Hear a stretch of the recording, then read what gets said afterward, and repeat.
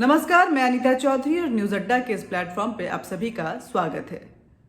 हमने एक मुहिम चलाई है। ये मुहिम है कि आखिर ईस्ट दिल्ली दंगा जो कि इसी साल 2020 के फरवरी महीने में जाफराबाद से शुरू होकर चांदबाग और बाकी इलाकों में ये फैल गया था, जिसमें पूरी दिल्ली सुलगती हुई नजर आ रही थी और जिसकी लपेटें पूरे हिंदुस्तान में फैला हुआ था। आखिर उस दंगे को लेकर के क्या साजिशें रची जा रही थी और किस तरह से हिंदू समुदाय को बदनाम करने के लिए एक जो मुहिम चलाई गई थी, ना सिर्फ इंटरनेशनल फोरम से बल्कि अंदर के कुछ कट्टरपंथी भी इसके साथ जुड़े हुए थे। उसको लेकर के कैसे उसको एक्सपोज किया जाए और तथ्यों के साथ उसको सामने लाया जाए, इसी को लेकर के हमारी ये मुहिम है। और जो लोग इस दंगे के विक्टिम हैं, आखिर उनके लिए भी आवाजें उठे, उनको भी इंसाफ मिले, ये हमारी कोशिश है। तो हमने कल तक बात की थी कि आखिर किस तरह से सर्जिल इमाम और उमर खालिद सैफी, इन लोगों को जो है जब पुलिस ने पकड़ा तो कुछ उसके पीछे क्या क्या तथ्य थे और किस तरह से मदरसे और बाकी चीजें जो हैं इसमें शामिल थी। उमर खालिद मास्टरमाइंड बनते हुए किस तरह से ये साजिशें रच रहा था और सर्जिल इमाम पूरे भारत भ्रमण करते हुए विदेशों का भी भ्रमण कर रहा था और इस भारत को अनस्टेबल करने के लिए हिंदुओं को और हिंदुत्व को बदनाम करने के लिए वो फंड इकट्ठा कर रहा था। तो आपको बता दें कि इसकी शुरुआत जो है वो 4 दिसंबर, जो फैक्चुअल शुरुआत है, क्रोनोलॉजी को अगर समझे अगर आप, तो इसकी शुरुआत 4 दिसंबर 2019 के से ही शुरू हो गई थी।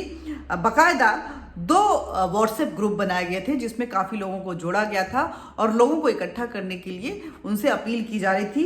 पहला व्हाट्सएप ग्रुप था जिसमें कि मुस्लिम स्टूडेंट ऑफ JNU इस नाम से बना था और दूसरा जो व्हाट्सएप ग्रुप था स्टूडेंट ऑफ जामिया इस नाम से बना था। इन दोनों को बनाने वाले जो थे वो सर्जिल इमाम और उमर खालिद थे और उन्हीं के पीछे उन्हीं से जुड़े हुए लोग जो हैं इसमें एक्टिव हुए थे। अगर हम MSJ यानी कि मुस्लिम स्टूडेंट ऑफ JNU की बात करें तो इसमें करीब 70 से 80 लोग जो हैं इसके मेंबर थे और वो बाकायदा हर पल पल की खबर जो है इस पे डालते थे और लोगों से उसकी रणनीति के बारे में डिस्कस करते थे और अपील करते थे। सेम चीज़ जो स्टूडेंट ऑफ जामिया है उनकी तरफ से भी हो रहा था। आपको बता दें कि इसकी शुरुआत ऐसा नहीं है कि ये CAA ही था, जो कि नागरिकता संशोधन कानून है वही था, या फिर NCR NPR ये सब को लेकर के ही बवाल मचा हुआ था, बल्कि जब राम मंदिर को लेकर के सुप्रीम कोर्ट की तरफ से फैसला आया था तब से जो कट्टरपंथी समुदाय है उसके अंदर एक रोष आ गया था और वो लोग कहीं ना कहीं ये विचार बना रहे थे, ये मन बनाए हुए थे कि भारत को अनस्टेबल करना जरूरी हो गया है, कि उनको ऐसा लग रहा था कि ये उनकी सोच के खिलाफ जा रहा है। हालांकि जब मोदी सरकार 2014 में आई थी उसके बाद से ही एक आवाज़ शुरू हो गई थी। 2016 से पूरी तरह से ये लोग जो हैं एक्टिव हो चुके थे। 2017 में कई देशों का टर्की मलेशिया सहित कई देशों का इन लोगों ने भ्रमण किया था और उसके बाद फंड इकट्ठा किया गया था। PFI को फंडिंग होती थी, सिंगापुर से फंडिंग होती थी जिसमें इशरत जहां और उमर खालिद और सर्जिल इमाम ये सारे लोग थे, खालिद सैफी, इन सब के पास ये पैसे आते थे और जिसका बंदरबाट होता था, ये मैं पहले भी बता चुकी हूँ। तो इस व्हाट्सएप ग्रुप की देखें कि जो मुस्लिम स्टूडेंट ऑफ JNU है वो उनमें क्या बातचीत हो रही है। ये बातचीत दिसंबर की है। इन्होंने कहा कि हाँ जी, हमने कल ही ये रात बनाया है जब ये ग्रुप बना। आज जामा मस्जिद में पर्चे बांटे गए थे, सो हमने भी यहीं से शुरुआत की है, ऐसा इन्होंने कहा है। कल रात इमरजेंसी में ये ग्रुप बनाया गया, मुझे बुलाया गया था मीटिंग के लिए। तकरीबन 100 से 125 मुस्लिम जो हैं, ये बात जो हो रही है ये उमर खालिद और इन लोगों के बीच में हो रही है, सर्जिल इमाम खालिद सैफी के बीच में बांटे गए थे। हमने भी बाबरी के हवाले से कुछ पर्चे बांटे हैं, हमने भी बाबरी को लेकर के आवाज़ उठाई है और इंशाअल्लाह बाबरी मस्जिद हमेशा बाबरी मस्जिद ही रहेगा। इसके बाद के भी आप कई चैट हैं जो आप पढ़ सकते हैं। उन्होंने कहा है कि बाबरी मस्जिद हमेशा बाबरी मस्जिद रहेगा, अल्हम्दुलिल्लाह। और 8,000 कॉपियां जो हैं और बांटे जाएंगे इस सिलसिले में मस्जिद में। और माशाअल्लाह हमें उम्मीद है कि ये मुहिम हमारी कामयाब होगी। उसके बाद के भी कई चैट हैं, चैट को पढ़े तो बहुत लंबा सिलसिला है। ये सारे चार्जशीट में इसको लगाया गया है कि किस तरह से बातें हो रही हैं, किस तरह से ये लोग बातें कर रहे हैं और पैम्पलेट बांटे जा रहे हैं बाकायदा अल्लाह के नाम पे। कि उन्होंने कहा है कि किसी भी कोर्ट से, ये बाकायदा इस ग्रुप में लिखा गया कि सुप्रीम कोर्ट से ऊपर अल्लाह का कोर्ट है और हम अल्लाह के हुक्म को मानेंगे, अल्लाह की लड़ाई जो है वो जारी रहेगी, ऐसा इन्होंने अपने चैट में लिखा है।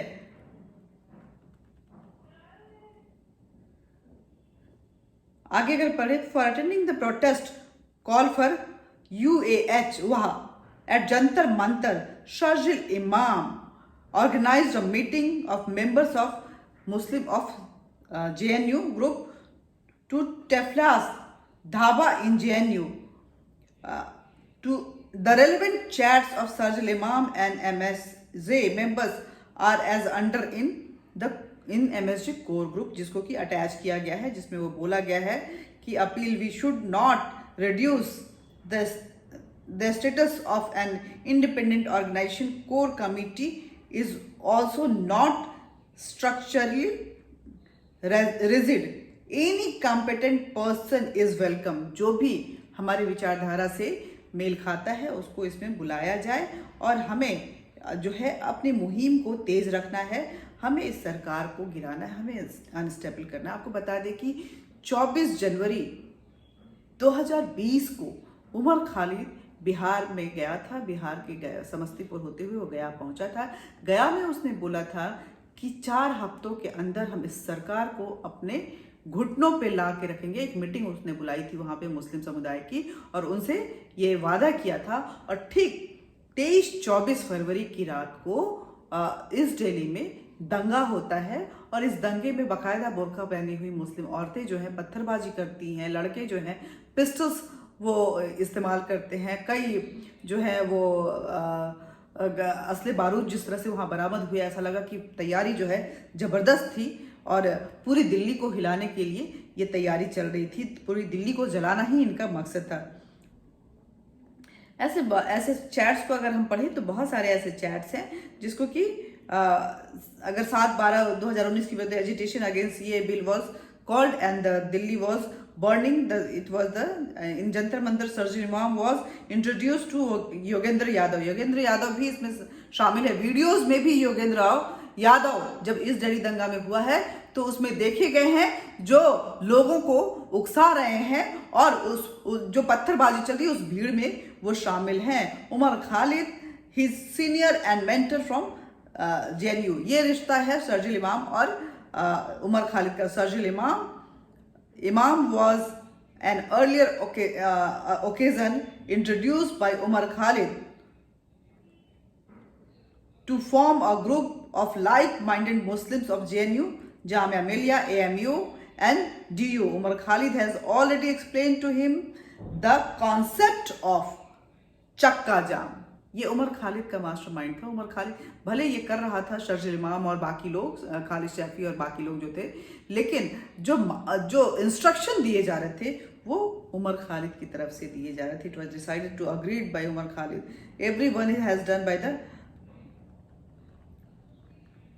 उमर खालिद जो है वो लगातार ये कोशिश कर रहा था कि किसी भी तरह से जो सिचुएशन है उसको अनरेस्ट करते हुए एक एजिटेटेड जो इन्वायरमेंट है वो देश के अंदर में क्रिएट किया जाए और उसके अंदर में सरकार के अगेंस्ट जो है वो तगड़ी मुहिम चलाई जाए, पूरे भारत को जलाया जाए, पूरे भारत को बांट दिया जाए, अगेंस्ट इंडिया स्लोगन्स रेज किए जाएं, हिंदुत्व के अगेंस्ट जो है वो स्लोगन रेज किए जाएं और इसमें हिंदुओं को बदनाम करने के लिए तरह तरह के हथकंडे अपनाए जाएं। और आप देखेंगे कि जब ये सारे जो चैट्स हैं ये बहुत ही अहम चैट है जिसके साथ फोटोग्राफ्स भी है। ये देखिए मैं आपको दिखा रही हूँ, थोड़ा अगर बड़ा करेंगे तो ये इसमें योगेंद्र यादव जो है सर्जिल इमाम उमर खालिद के साथ वो एक मीटिंग ले रहे हैं। ये फोटो जो है वो आपको बता दें कि जो तारीख है यहाँ पे दी गई है वो इस तारीख को भी बता दें, 8/12/2019 की ये तारीख है जब ये मीटिंग ले रहे हैं। शर्जिल इमाम है, प्रेसिडेंट ऑफ प्रशांत टंडन है इसमें, और योगेंद्र यादव हैं, और भी कई लोग हैं, ताहिरा भी हैं, उमर खालिद भी है, ये सारे लोग हैं। प्रशांत टंडन आपको बता दें कि प्रेस क्लब के बड़े ही जाने माने अल्ट्रा लेफ्टिस्ट ग्रुप माने जाते हैं, और इनकी जो इन लोगों की जो नेक्सस है वो नक्सलियों से काफ़ी क्लोज है। भारत को अनरेस्ट करने के लिए ही इनकी ये चलती है। मैं ये इसलिए बोल रही हूँ कि मैं प्रेस क्लब में रही हुई हूँ, प्रेस क्लब की मेंबर रही हुई हूँ, प्रेस क्लब में इलेक्टेड मेंबर थी मैं, और जब मैंने मीटिंग्स में इन चीज़ों को अपोज करना शुरू किया तो प्रेस क्लब से मुझे निकाल दिया गया था, ये कहते हुए कि ये क्लब के विरोधी काम कर रही है। क्लब का विरोधी मतलब कि जितने भी करप्ट चीज़ें हैं या जो भी एंटी नेशनल स्लोगन्स चलाए जा रहे थे, जिसको हम क्रिमिनल भी कह सकते हैं, वो क्रिमिनल एक्टिविटीज़ चल रही थी जो कि मेंबर नहीं थे, और जो जेएनयू और जामिया के जो कट्टरपंथी लोगों थे, जिस तरह की बैठकें हो रही थी, उसके अगेंस्ट मैंने आवाज़ उठाई थी, और उसको लेकर के ये लोग एक्टिव हो गए थे और मुझे निकाल दिया था। इस बैठक में कैब टीम एक तैयार किया गया था, जिसके कि जो कोर मेंबर थे वो शर्जिल इमाम था, उमर खालिद था, नदीम खान था, परवेज आलम, योगेंद्र यादव, खालिद सैफी, शारिक मुजीब, अनुपम, स्वराज अभियान, इफ़ात, नीलेश जैन, आशुतोष मिश्रा और प्रशांत टंडन, ये लोग थे। और ये सारे लोग जो हैं, इन्होंने कई तरह की गतिविधियां जो हैं वो भारत के खिलाफ, सरकार के खिलाफ और हिंदुओं के खिलाफ इन्होंने अपनाई, जिसको कि लेकर के पूरे तथ्य जो हैं वो स्पेशल सेल जो है दिल्ली पुलिस की, उसके द्वारा कोर्ट में डाला गया है। और इन तथ्यों को अगर कोर्ट देखेगी तो शायद वो समझ पाए कि हाँ, किस तरह से आखिर भारत को अनरेस्ट करने के लिए एक तगड़ी साजिश रची जा रही थी। कोशिश जो थी वो भारत को बर्बाद करने की थी, लेकिन जो ईस्ट दिल्ली दंगा हुआ उसमें वो तब्दील होते हुए दिल्ली में ये आग जली तो सही, लेकिन शायद इनके इच्छा अनुसार वो डैमेज नहीं दे पाई, जिसको लेकर के शायद इनके अंदर में मलाल होगा। और आप देखेंगे कि उसके बाद से लगातार कोशिशें, हर छोटी छोटी चीज़ों को बड़ा बनाकर उसके सड़क जाम करना, भारत सरकार को बदनाम करना, हिंदुओं को बदनाम करना, समाज में तरह तरह के नाम पे बंटवारे करना, कभी हिंदू मुस्लिम के नाम पे, कभी हिंदू दलित के नाम पे। उनको शायद पता नहीं है कि दलित जो है वो हमारे यहाँ अब एग्जिस्ट नहीं करता है, और दलित भी हमारा हिंदू भाई है, हमारा भाई है, और उसके लिए जो है हमारे देश का हर हिंदू जो है अपने जान न्यौछावर करने के लिए तैयार है। तो ये सारे जो हैं, मैं आपको और भी फोटोग्राफ्स दिखा सकती हूँ, कई फोटोग्राफ्स इसके साथ संलग्न किए गए हैं, जिसको कि आप देखेंगे तो आप आश्चर्य में पड़ जाएंगे। धीरे धीरे ये सारी चीज़ें मैं लेकर आऊँगी, क्योंकि हम एक एपिसोड को इतना लंबा नहीं खींच सकते, इसलिए सारी चीज़ों को हम नहीं ला सकते हैं। इन द इवनिंग ऑफ 13/12/2019 को शर्जिल इमाम जो है वो एक भाषण डिलीवर करता है जामिया में, जिसमें कहा गया है कि ठीक है, 1955 से लेकर 1995 तक आपको दिखेगा कि मुसलमान वापस भेजे गए, प्रॉपर्टी जब्त की गई, लाखों भाई, 1-2 केस नहीं है, लाखों को वापस भेजा गया। ये सारे वो बोल रहा है, और प्रोवोकेटिव जो भाषा है वो उसका इस्तेमाल कर रहा है कि मुसलमानों को इस देश में शायद बहुत ज़्यादा सताया गया हो, जबकि हम जानते हैं कि हमारे देश में ये हिंदू मुस्लिम समुदाय का कोई प्रश्न ही नहीं उठता था। हम जो है वो एक गंगा जब अपनी तहजीब में रहते थे, जो कि वो भी मानते थे, उसका ये नाम उन्हीं लोगों का दिया हुआ है। त्रिपुरा से मुसलमानों की आबादी खाली कराई गई, ये सब सेंसस का डाटा है कांग्रेस की हुकूमत में, ठीक है। तो बस मैं याद दिला रहा हूं कि अगर अक्सरियत आपके साथ ना आए, उसमें इत्मीनान रखिए, आप लोग ठीक हैं, इसमें कुछ भी शक नहीं होना चाहिए, कुछ भी शुबा नहीं होना चाहिए। आप जो भी कर रहे हैं, सारी चीज़ें ठीक कर रहे हैं, आपको यही करना चाहिए। आपको अपना हक जो है वो हर हाल में लेना चाहिए, और इस हक के लिए जो भी करना पड़े वो करना चाहिए। अब हुआ कि हमारा प्लान ऑफ ऑफ एक्शन क्या होना चाहिए। तो हम लोग जेएनयू के बच्चे हैं, 100 से 200 मुस्लिम स्टूडेंट ऑफ जेएनयू के नाम से एक प्लेटफॉर्म बनाया गया ताकि हम लोग यही सब यहाँ पे सारी चीज़ों को डिस्कस कर सकें। 2 हफ्ते से यही कर रहे हैं। हमारी जो कोशिश है वो ये है कि अब हमने जो एक लड़ाई शुरू की है, जो जिहाद शुरू किया है, उसको मुकम्मल अंजाम तक पहुँचाए। आगे और पढ़ेंगे, और भी चीज़ें चार्जशीट में बहुत आगे की लाइनें जो हैं, आगे की बातें जो हैं और भी प्रोवोकेटिव हैं, और भी भारत को जलाने के लिए और उसके लिए जो है चैट में वो सारी चीज़ें तथ्य सामने आई हैं। उसके साथ वीडियो, फोटोग्राफ्स ये सारे संलग्न किए गए हैं। और इन सारी चीज़ों में अगर आप देखेंगे तो एक ही जो कॉमन फैक्टर आता है वो ये आता है कि किसी भी तरह भारत को बर्बाद करना है, जला देना है। नमस्कार।